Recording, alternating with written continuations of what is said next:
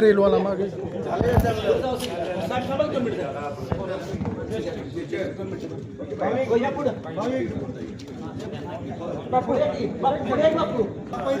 तुम्ही आज जावा की गावऱ्या म्हणजे ते दार वाटलं तुम्ही कसं जाणार तुम्ही ए आज जावा सगळे तुम्ही आज जावा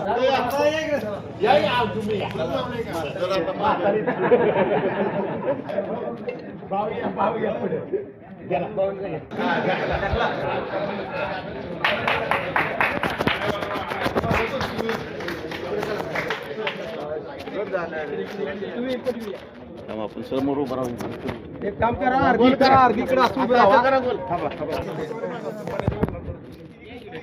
बोर्ड दिसत पत्रकार मागे तर मागे जरा की सगळीच याल रे कोणाचा आता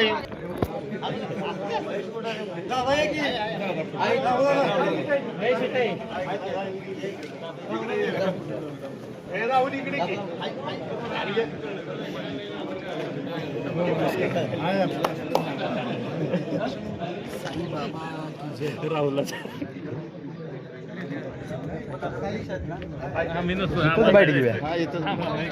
पाणीच्या हस्ते उद्घाटन झालं.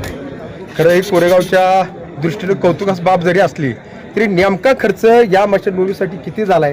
कारण कोरेगाव शहरामध्ये या निधी बाबत तर्कवितर्क आहेत. काय तुम्ही स्पष्ट भूमिका सांगा.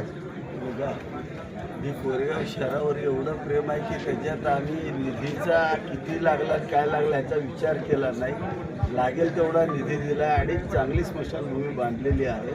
एकदम सुंदर स्मशानभूमी झालेली आहे आणि अजूनही काही ठराविक गोष्टी राहिलेल्या आहेत. एक बंधारा या ठिकाणी राहिलेला आहे. त्याचंही काम येत्या 2 महिन्यामध्ये आपण सुरू करून पूर्ण करतो. हे या ठिकाणी अत्यंत रम्य असा परिसर. आपल्याकडे जे संस्कार आहेत आपल्या धर्मामध्ये जन्मापासून मृत्यूपर्यंत संस्कार मनुष्य प्राण्यावरती केले जातात. जन्मामध्ये बारसं घातलं जातं जन्मल्यानंतर आणि मृत्यूनंतर मृत्यू संस्कार होतात. मग आपण पाहिलं की आज या कोरेगाव शहरामधची लोकसंख्या ही फार मोठी लोकसंख्या आहे. साधारणतः 42,000 लोक या शहरामध्ये राहतात. यामध्ये हिंदू राहतात, मुस्लिम राहतात, मोठ्या प्रमाणावरती राहतात. पण सगळ्या समाजांना या ठिकाणी स्मशानभूमी मिळाल्या पाहिजे याची भूमिका आम्ही मागच्या निवडणुकीच्या वेळेला मांडली होती. त्यामध्ये 2 हिंदू स्मशानभूमी आहेत. त्यातली ही एक स्मशानभूमी आहे आणि पलीकडं मार्केट कमिटीची एक स्मशानभूमी आहे. दोन्ही स्मशानभूमीला प्रचंड निधीला. त्याचबरोबर मुस्लिम समाजाची दफनभूमी ज्या ठिकाणी दफन होतं नागपूरच्या तिथं काही ठिकाणी आपण प्रचंड निधी दिला. हे शेवटचा संस्कार हा व्यक्तीचा व्यवस्थित झाला पाहिजे एवढ्या एका उदात्त हेतूने आज आपण या ठिकाणी काम केलं. अरे कोणत्या फंडातनं दिला आणि या कैलास स्मशानभूमीमध्ये सुविधा काय निर्माण करून दिल्या त्याबाबत माहिती द्या. स्मशानभूमीचा निधी हा राज्य सरकारच्या नगरविकास विभागाचा निधी आपण या ठिकाणी आणला. सुविधा काय उपलब्ध करून दिल्या याबाबत? या ठिकाणी सगळ्या प्रकारच्या सुविधा अगदी त्याचं दहनापासून ते दहाव्यापर्यंतच्या सर्व सुविधा या ठिकाणी पाणी उपलब्ध आहे. सगळं उपलब्ध आहे. सगळं व्यवस्थित करून दिलं आहे. शिवाय आपण एका एजन्सीला या ठिकाणी कॉन्ट्रॅक्ट देणार आहे आणि त्या एजन्सीच्या माध्यमातून त्याची देखभाल दुरुस्ती होणार आहे. आणि शिवाय लोकांना काय लागेल ती मदत आमच्या नगरपालिकेच्या मार्फत या ठिकाणी केली. तुम्ही सुंदर प्रकल्प या मतदारसंघामध्ये तयार करून देत आहात. तुमचं अभिनंदन. पण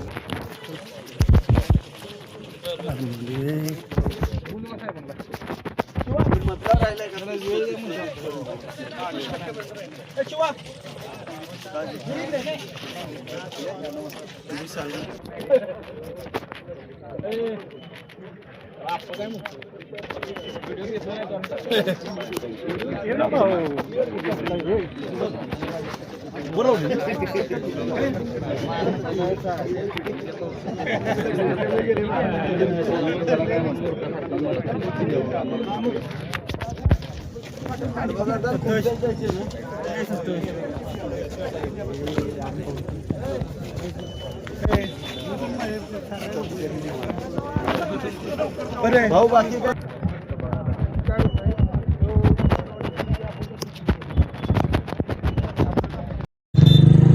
आज या ठिकाणी कैलास स्मशानभूमीचं आज महेशदादा शिंदे यांच्या हस्ते आज उद्घाटन झालं, लोकार्पण झालेलं आहे. आणि यापूर्वी अशी कैलास स्मशानभूमी ही कधीच नव्हती अशी, पण आजची जी काही ही कैलासभूमी जी आहे ही अतिशय सुंदर आणि आधुनिक पद्धतीची अशा पद्धतीने ही कैलास स्मशानभूमी ही बांधलेली आहे. आजूबाजूला सुंदर असं गार्डन वगैरे केलेलं आहे, झाडं लावलेली आहे ते. आणि या वातावरणामध्ये या ठिकाणी लोकांचे जे काही शेवटचे जे काही संस्कार होणार आहेत ते अतिशय सुंदररित्या या ठिकाणी होताना आपल्याला पाहायला मिळणार आहे. तर मला अतिशय आनंद आणि अभिमान वाटतोय की साहेबांनी हे जे बांधलेलं आहे ते अतिशय सुंदर असं हे बांधलेलं आहे. माननीय आमदार महेश शिंदे यांनी कोरेगावमध्ये अनेक विकास कामं केलेली आहे. शिंदे त्या विकास कामामध्ये या ठिकाणी कैलासभूमी ही अत्यंत चांगल्या प्रकारची दर्जेदार अशा प्रकारची सोयी लोकांना उपलब्ध करून दिली आहे. त्याबरोबरच कोरेगावचं मुख्य मार्केट, त्यानंतर PWD किंवा पूर्वीचा शासकीय विश्रामगृह ह्या अत्यंत चांगल्या सुविधा केल्या आहेत. जुना एस.टी. स्टँड, त्याबद्दल आम्ही त्यांचे ग्रामस्थांच्या वतीने त्यांचं आभार मानतो, अभिनंदन करतो. आणि अशीच कामं त्यांनी लोकोपयोगी करावीत अशी इच्छा व्यक्त करून मी माझं इथे 2 शब्द संपवतो. कोरेगावचे कार्यसम्राट आमदार महेशदादा शिंदे साहेब यांच्या विशेष प्रयत्नातून मंजूर झालेल्या इमारतीचे लोकार्पण या ठिकाणी झालेलं आहे. आज चांगल्या दर्जाची इमारत, स्मशानभूमीची इमारत या ठिकाणी उभी राहिलेली आहे. यामुळे अगदी सगळ्या कोरेगाव भागातील पूर्ण गावाचा प्रश्न मार्गी लागलेला आहे. आणि यामुळे गावातील सर्व नागरिकांमध्ये समाधानाचे वातावरण आहे.